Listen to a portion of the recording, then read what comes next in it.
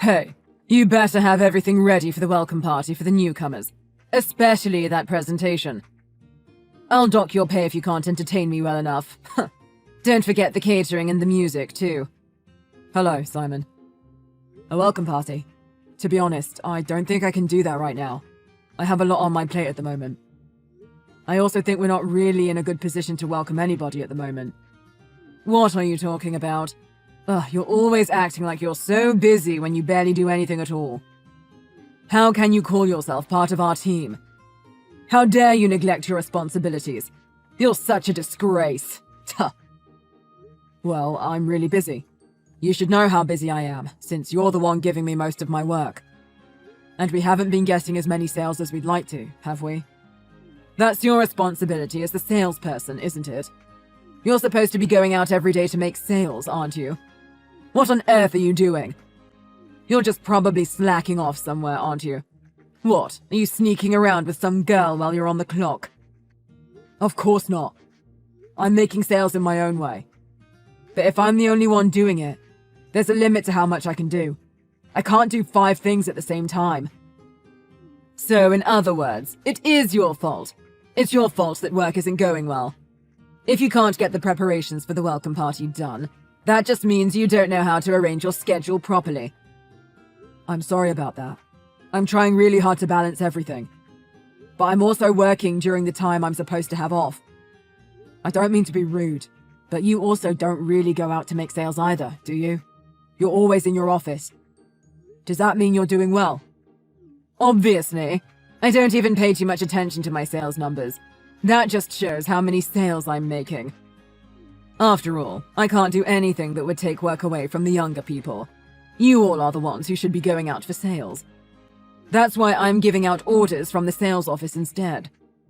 I feel as though we should be trying to make as many sales as we can. The more sales we make, the better. It's not really about taking people's work. It's about working together as a company to meet goals regardless of your position. That's just my opinion, though. What? Are you trying to tell me how to do my job? Who's the boss here? No, I'm not. I'm just saying that we generally have low sales right now. I just think we could try and send more people out. It would be very difficult, impossible even, to meet our goals if it's just me going out. Maybe you just need to work harder. Or maybe you can work during your lunchtime. Now, there's a suggestion. Oh yeah, I wanted to tell you something. You shouldn't be taking days off without permission, you know. What? What do you mean? I didn't take any days off without permission. Are you telling me you saw the word weekend and actually thought it was the end of your week? What do you mean by that? We're supposed to get weekends off, aren't we? You must be joking! There's no way. This isn't a little high school part-time job. This is the real world. You think young people like you get to rest on weekends? During our busiest season? Stop messing with me. Weekends are there for you all to come to help your superiors, so of course you have to come to work. What? I've never heard that rule before. Did you all make that rule sometime this year? I'm the one who made the rule, clearly. There's a hierarchy if you didn't know. As my subordinate, your purpose in this company is to make my life easier. So you definitely can't be slacking off. Come on, you can do better than that. What? I'm supposed to come in on the weekends? I've worked 3 different office jobs since graduating college, and none of them were like that. Sorry to break it to you, but this isn't just an office job. This is serious business. So you should know that much. When you're lounging around on Sundays, nursing a hangover or whatever it is you do, your superiors are still working. I thought it was because we all have different shifts. That's how it is anywhere else. Stop making all these excuses. That's why we can't make any sales. The more time you waste, the less sales we make. It's obvious. I'm really not so sure about this. You're working overtime today anyways, aren't you? I'll give you until tomorrow. So you better have those party preparations and the presentation ready in the morning. I'll be waiting. Huh? Tomorrow morning? I'm not sure if I can do that, if I'm being honest. It's already almost 5 p.m. You had all the time in the world to do it before. You were just loafing around. Plus, 5 p.m. is still early. It's plenty of time if you ask me. I still have so much other work to do. Could you at least get someone to help me with the party, please? Help you? Everyone's too busy with their own work. This was your responsibility. But anyways, this is more important. Some of the new employees coming in for the welcome party are women. You want to show them our good side, don't you? We need to impress them to make sure they want to stay in our company. Well, I'm not really thinking about things like that. If that presentation isn't good, those women will have a bad impression of me. I know you can do it. I'm not sure if that matters. Of course it matters. First impressions are everything, especially when it comes to women. You do well to remember that. Anyways, we're all going out for drinks after that, so I'll be counting on you for that prep too. We need a good restaurant. Make sure it isn't cheap. You're going out for drinks. Okay, fine. I'll think about it for tomorrow.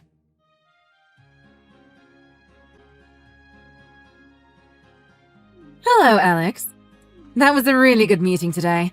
I always really enjoy your meetings. You did an amazing job, and that presentation was top-notch. I was really impressed. I can't wait for the next one. Thank you very much, Beverly. I really appreciate your kind words. I'm the one who should be thanking you. I appreciate your attendance and helpful advice. I'm glad I could help out. You seemed a little tired today, though. Your face looked really pale. Are you all right? Maybe you've been working too hard? What? Really? I'm sorry, you really don't have to bother worrying about me. Although I have been very tired recently, if I'm being honest. Yesterday, a lot of things were happening at work and I didn't find time to sleep. Ah, you've been really busy, haven't you? Having work and being busy is a good thing, but it doesn't make sense if you work yourself to death. That's true. I'm trying to rest as much as I can, but I guess you can say if I rest, the company could be in danger. Oh, really? There's so many good employees there, though. Maybe you can get some of them to find time to help you out? I've already asked, but everyone is too busy with their own schedules to help me. Really? That's too bad. So many of the employees there are so reliable and hardworking. Ah, but that man who came to our company to make a sale a couple years ago wasn't that great. I'm definitely sure I saw him today. I think he's probably your boss now, though, funnily enough. Oh, really? I didn't know anyone from our company has visited you before. That's right. But that man, Simon Andrews, was it? I never got the feeling that he was that into it. I felt like he gave up quite easily, to put it simply. He never chased after a sale. Once he was told no, he was done. I was very close to moving on from working with this company. I didn't like the feeling that our business relationship wasn't on the same level. But since you started working there, I've changed my mind. I love how straightforward and passionate you are when you sell. I saw so much potential in you. Well, thank you so much, Beverly. Hearing that from you makes me feel a lot better. It sounds like your current company is too harsh. Plus, you said the business situation isn't looking too good. Would you be interested in working for my company? I feel like you could be a valuable asset to our team. Our workload is probably a little bit heavier, but we have 4-day weeks and plenty of vacation. So you shouldn't ever have to worry about overworking yourself. What? I'm honored that you would even consider asking me. But I specifically chose this company, so I'd like to try stay here for a little longer. That's great. I like that about you too. You're a very loyal and determined young man. But it's okay. I understand. If you ever change your mind, let me know. I'll make sure our doors will always be open for you. Thank you so much. I'm really glad you asked me. It's always nice to be recognized for working hard. I'll keep in touch. Thank you again. Please enjoy the rest of your evening.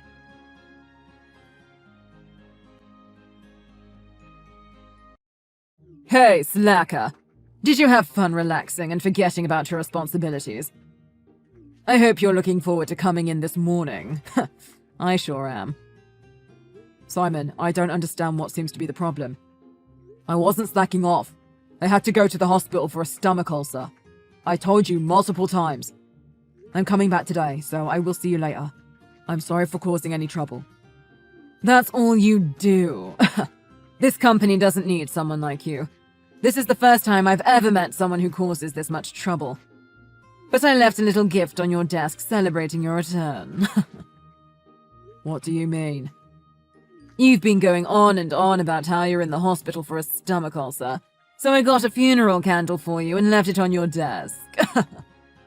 You've been out for 3 whole days, so I've decided to fire you. Come get your candle and get out. What? Are you being serious?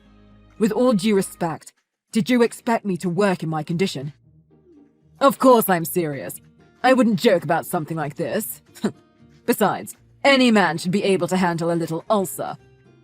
If you absolutely had to stay in the hospital, you could have at least done remote work on your laptop. You've been so irresponsible. I've had it with you. I expect to see your letter of resignation on my desk before lunch and that candle and the rest of your stuff out of my sight by the end of the day. I hate to say it, but this company's going to fall apart, you know. Huh, that's what literally everyone says when they're fired. You're incompetent. Shut the hell up and leave. I see. I'll take over everything you are in charge of, along with all of the commissions, of course. It's all going to go great. I hope so. Well, I'll take you up on your offer and quit then.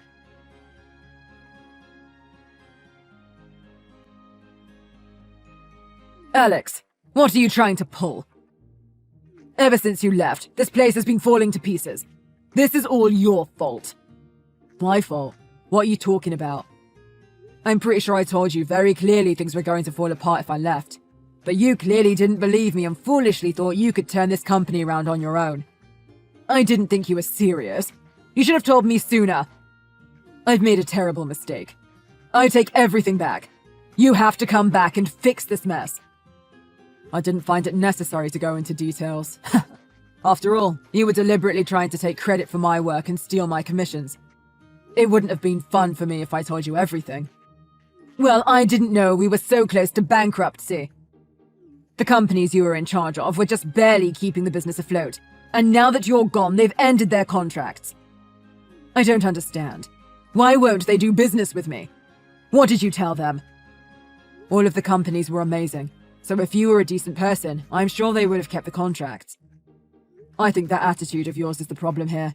You think you're better than everyone else. Like, what is up with that? Huh. I'm the one with the attitude problem. Listen to yourself. Not only that, I heard you jumped ship right over to Presco. No wonder they wouldn't budge no matter how much I tried to speak to them. That's funny.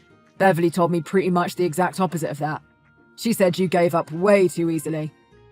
You'd think you would try harder considering the company's future was on the line. That's enough out of you, traitor. You sabotaged us. Why else would you join in such a high position? Chief Sales Officer. What a joke. I guess it's because I'm an excellent worker. Get over yourself. You must want me to tell them how many times you used your sales time to fool around. Tell them anything you want. I don't think they'd believe anything you said anyways. But for real though, Beverly saw how hard I work and offered me a position even before you decided to force me out. What? They lured you away from us? They're not allowed to do that. That is not the case. At first, I declined the offer. But when you told me to quit, I couldn't believe it. It didn't matter how hard I worked. Everything would have just been taken from me. Nothing I did was good enough for you. Okay, fine. I admit you did a decent job while you were here. But since you left, business has taken a nosedive and now we're bankrupt. So, tell them to hire me too. I can't work here anymore. Excuse me? You think that's the type of attitude to have when begging someone for something? Absolutely not. You never spoke to me like this before. You were always so passionate about your job. What happened to you? Oh, where is this sudden flattery coming from? My passion for sales hasn't changed, but in terms of work, I don't want to be involved with you anymore. So I have no reason to pretend to be all polite to you anymore. What did you say? Just because you got hired by a good company, you think you're all that? Just watch. I'll get myself hired by an even better company. I'll make you eat your words, you little brat. Really? I'd love to see you try. I don't think you have a chance with any of the companies in this area, though. What's that supposed to mean? Well, Simon, you're becoming quite famous around these parts. In a bad way, though. What? What are you talking about? I haven't done anything wrong. It's a good thing the company was going bankrupt anyway, or I imagine the lawsuits would have done them in. You tried to force yourself onto one of the new women after happy hour, didn't you? Another employee got everything on video, and she said she was going to file a report to the police. What? What the hell? I was drunk, and just tried to have some fun with the ladies, but I didn't touch them. I didn't mean any harm. If you think anyone's going to believe those lame excuses, you're sadly mistaken. It's pretty gross to touch another person's body without consent, much less one of your subordinates. I can't believe you've stooped to such a low level. I knew you were a lazy blowhard, but I didn't think you were a sexual predator as well. It's painfully embarrassing to know that someone like you is my boss. Hold on a second. I was just trying to be friendly. After we went bankrupt, a lot of people quit. I was trying to form business connections so we could keep in touch. Saying that I forced myself on them is blowing things out of proportion. It was just a friendly conversation. I always noticed you were looking at some of the women strangely, and you said some weird stuff. But now that you've actually put your filthy hands on them, you're done for. I said that's not what happened. The video footage we have as evidence speaks for itself. The only thing you might be left with is a criminal record, but those ladies will always have those emotional scars you gave them. I hope you never forget that. Wait, don't call me a criminal. It's not like I killed anybody or anything. But you are a criminal. I always thought you were a malicious person, but now I realize my hunch was correct. You are just my old scumbag boss who has no morals. I really hope you get what's coming to you, you sick pervert.